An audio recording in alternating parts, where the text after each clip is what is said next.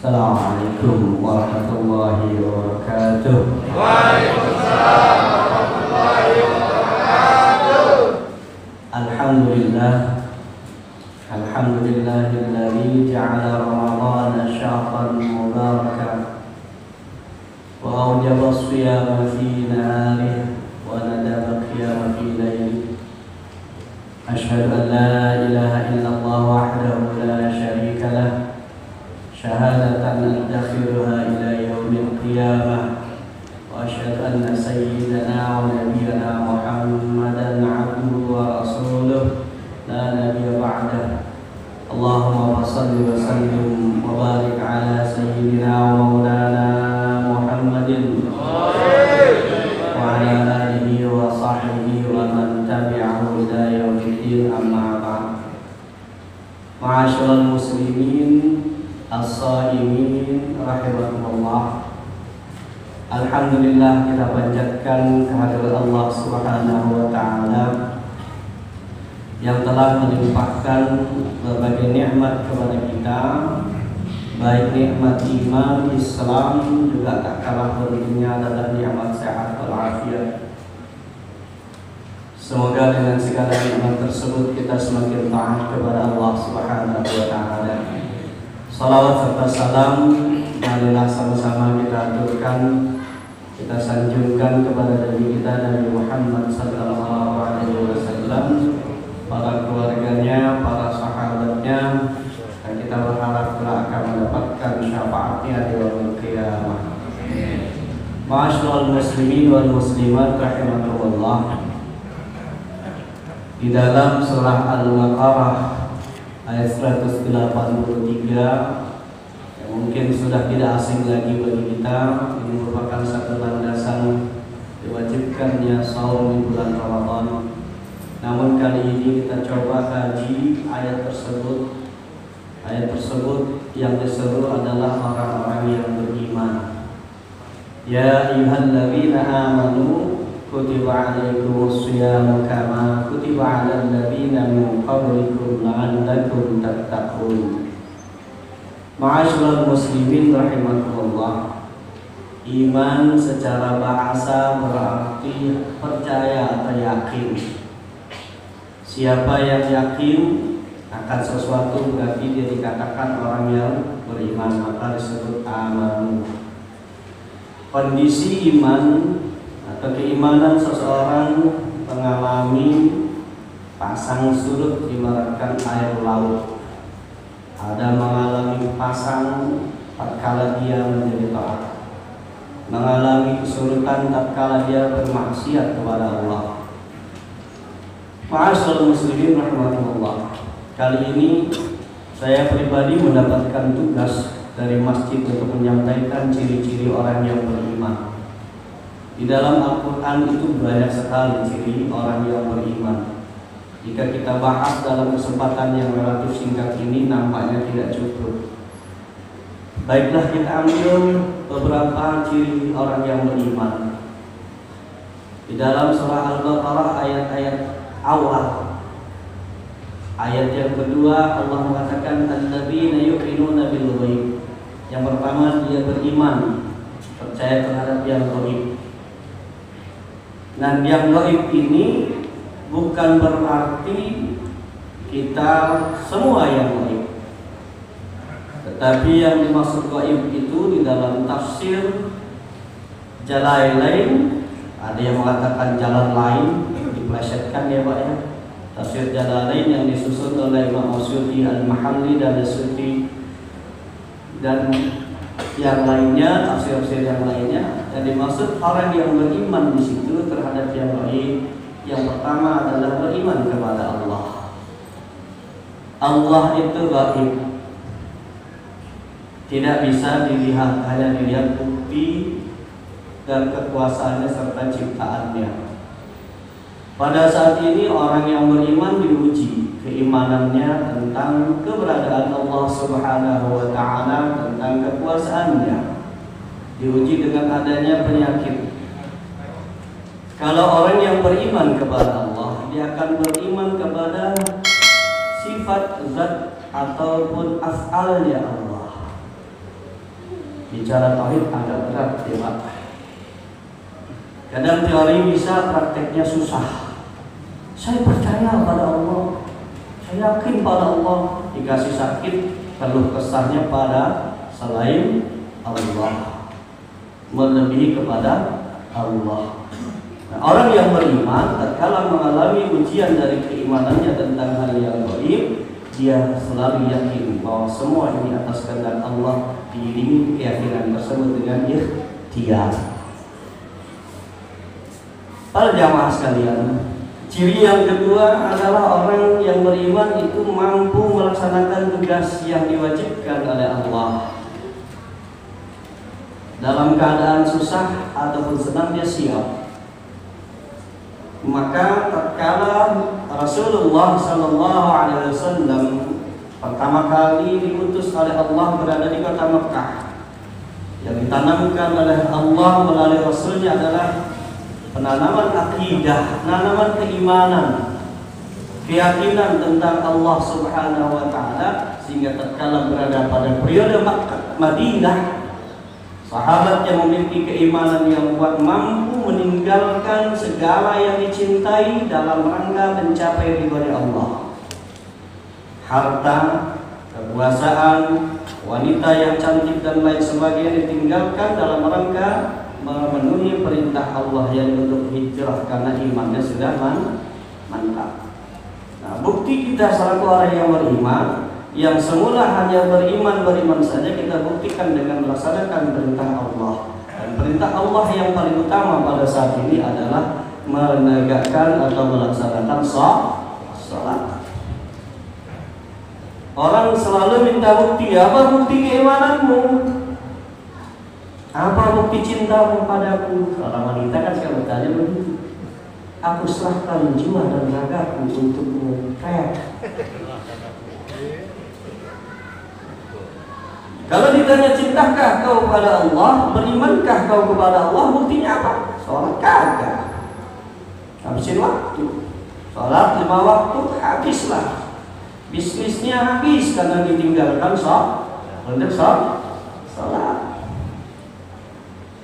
Dia rela meninggalkan dunianya untuk menghadap Allah minimal 5 menit. Itu pun sudah pakai rukunnya saja. Ibarat kalau orang piara burung, sholat 5 menit itu kayak burung lagi mandi, kecepak selesai itu makninanya kagak tahu dah. Apalagi yang terawih 7 lebih sekian menit selesai. Nah, apakah itu dikategorikan orang yang benar-benar beriman kepada Allah? Beriman, tapi imannya perlu dipertanyakan. Apakah dia meningkat atau stabil atau menurun? Salat kita bagaimana? Nah, kita lihat salat kita. Subuh itu ujian terberat untuk ibadah orang yang beriman. Lihat nanti, kalau mau lihat orang yang beriman, jangan lihat saat hari Jumat, jangan dilihat saat salat Idul Adha atau Idul Fitri, lihat subuh. Kalau subuh sudah seperti salat Jumat, kalau subuh sudah seperti salat Id, menunjukkan warga tersebut ciri-ciri imannya sudah mantap. Pada jamaah sekalian, kira-kira di masjid kita gitu gak ya? Insya Allah. Tidak hanya kaum bapak dan tidak kaum ibu, sahabat orang yang beriman berlomba-lomba subuh itu. Sekarang berlomba-lomba penuh di masjid. Apa nih Pak? Sejadahnya, karpetnya penuh, sendalnya pada di luar semua, di luar masjid. Tadi ya, apa kita menjadi ciri orang yang beriman? Kalau usah menyalahkan yang lain. Sehingga dulu orang tua dulu tahun 70-an, nah kalau kamu kemanapun berada jangan tinggalin sholat, karena itu identitasmu sebagai seorang muslim yang beriman kepada Allah. Sekarang kira-kira ada nggak orang tua berwasiat atau berpesan kepada putranya atau putrinya untuk tetap sholat di dalam kesempatan atau di tempat dimanapun dia berada? Itu belum tentu. Paling pesannya, nah jangan lupa ya kalau gajian kirim bapak atau emak. Betul Pak. Karena ini ceramah ya Pak ya, untung ini saya bisa dialog.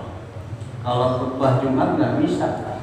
Ini di sini ini tadi kayak ingat kayak ceramah Jumat aja Pak, belum terang.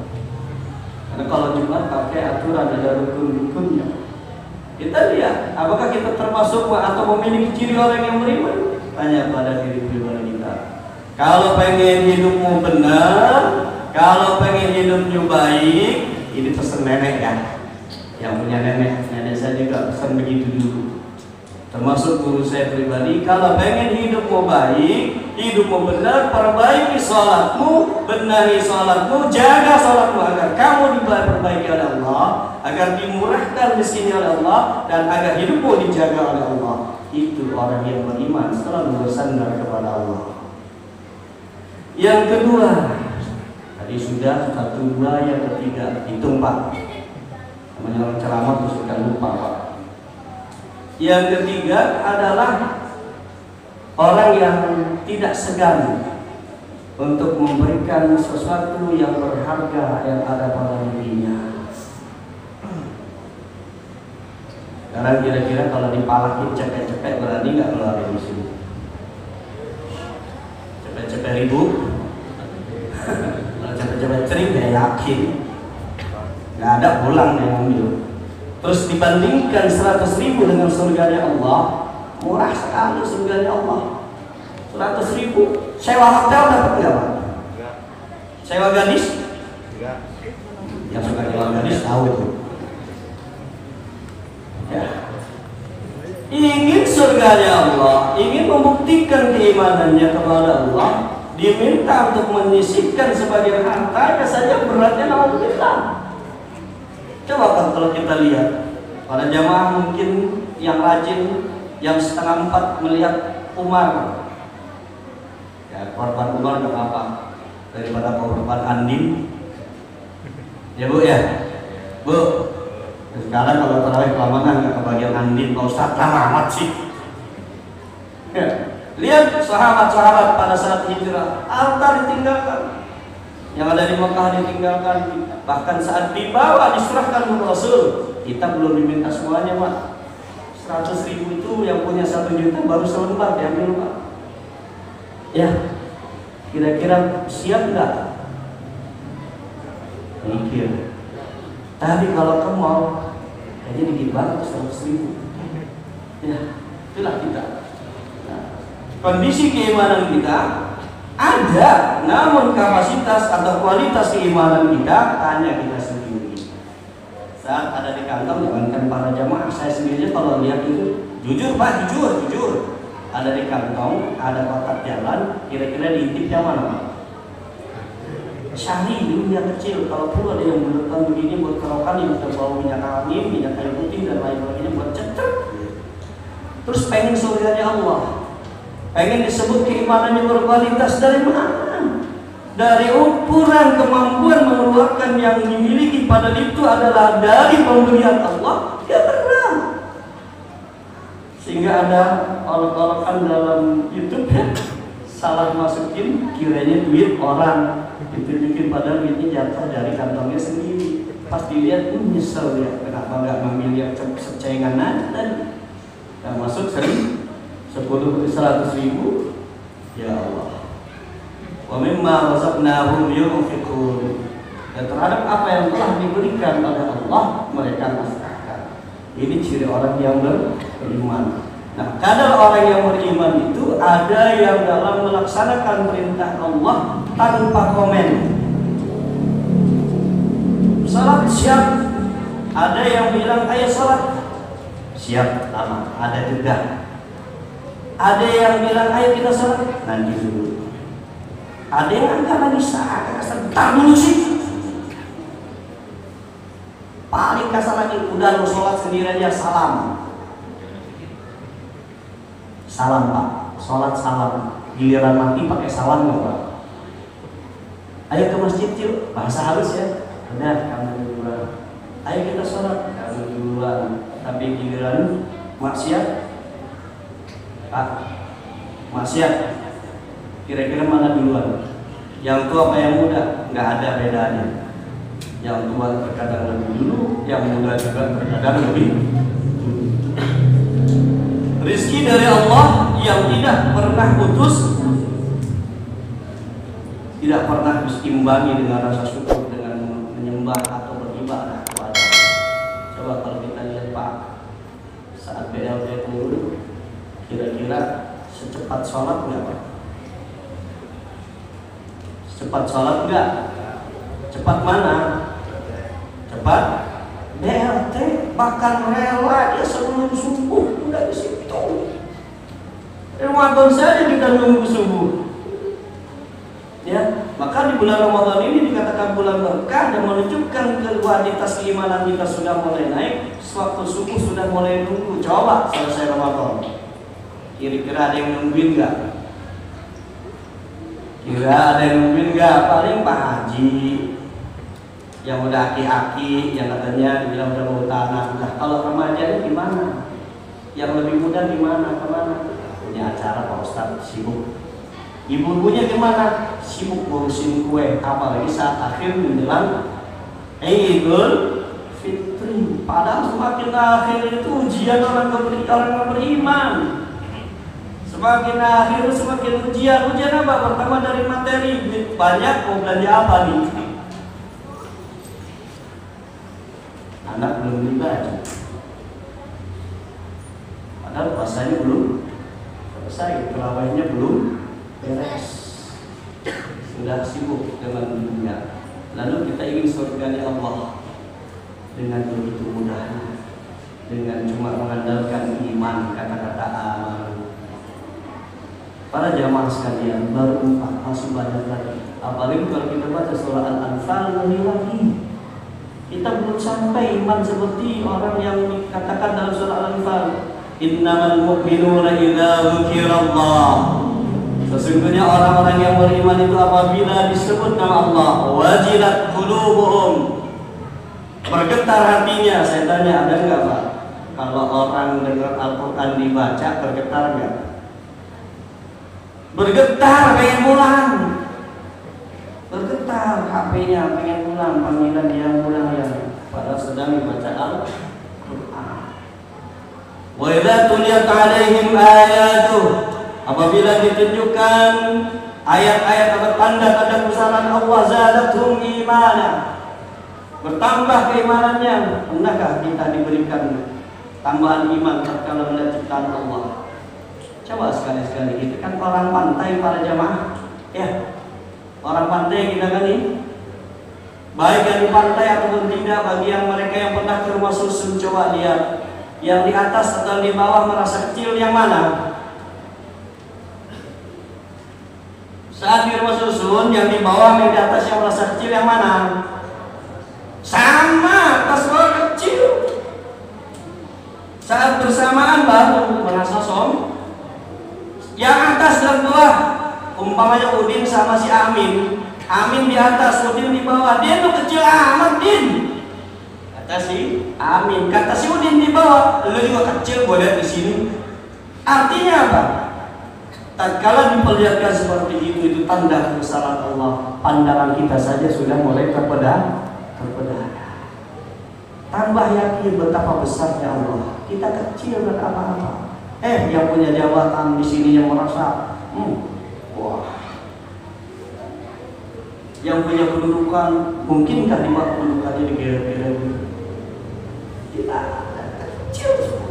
Maka tatkala salat baru dipertunjukkan oleh Allah. Saat salat yang merasa sombong itu semua bagian atas. Adalah orang sombong menunjukkan bagian belakang Pak? Orang pintar gimana? Kalau bukan ini kepala.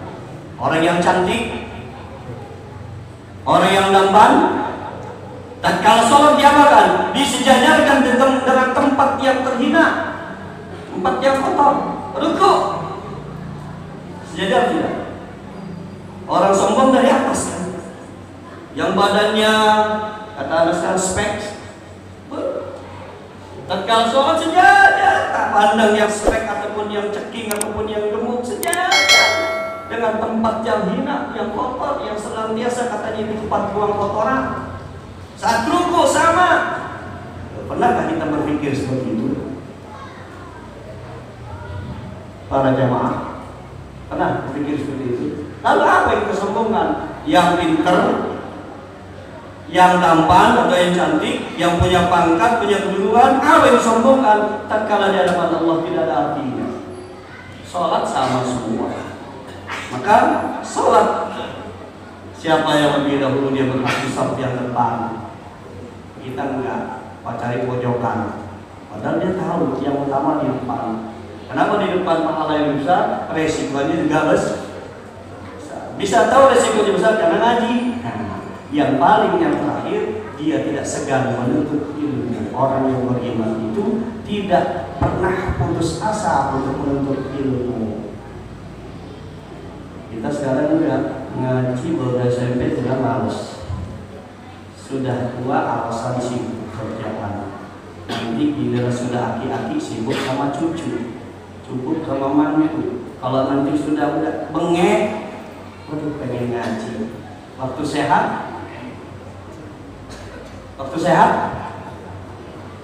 saya ajak berpikir kembali para jamaah. Sewaktu terjadi pertama kali COVID, bagaimana perasaan kita? Berontak pengen Jumatan, berontak pengen tarawih, betul? Sekalinya diberikan ke lapangan, kira-kira bagaimana? Penuh nggak saf di masjid? Penuhan mana dengan mau? Ditanya imannya bagus nggak?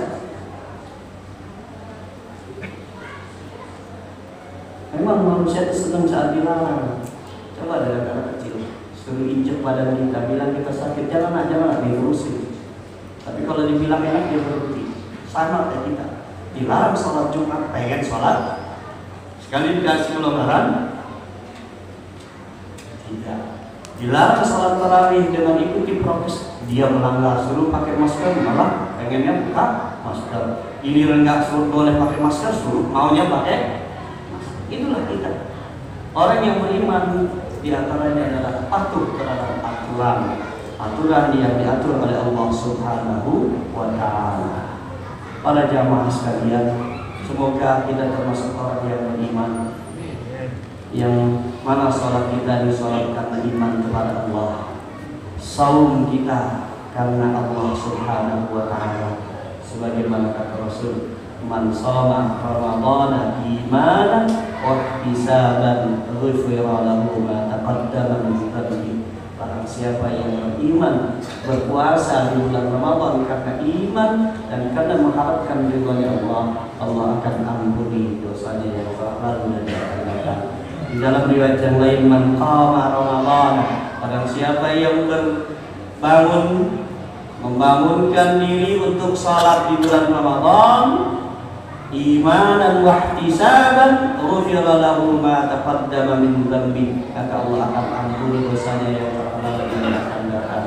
Tarawih kita ini juga mudah-mudahan karena dasar iman kepada Allah Subhanahu wa Ta'ala, tarawih kita yang akan kita lakukan juga mudah-mudahan karena mengharapkan ridhonya Allah. Terkala hitungan jumlahnya nanti kita serahkan sesuai dengan pengetahuan dan kebijakan yang ada di wilayah masing-masing. Tak usah ribut soal jumlah rakaat yang pada jemaah. Yang perlu diributin yang nggak sholat.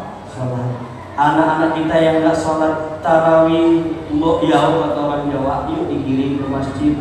Daripada mereka tawuran, daripada mereka teriak di tengah jalan, ayo kita giring dengan cara yang bagaimana supaya mereka itu mau ke masjid. Itu sebagai motivasi buat anak-anak kita. Mudah-mudahan sekali lagi apa yang dapat saya sampaikan menjadi nasihat untuk pribadi saya pribadi dan untuk kaum muslim pada umumnya. Mudah-mudahan iman kita dari tahun ke tahun semakin meningkat, sehingga ibadah kita pun semakin meningkat, sehingga ridhonya Allah pun kepada kita semakin meningkat terhadap apa yang telah kita lakukan.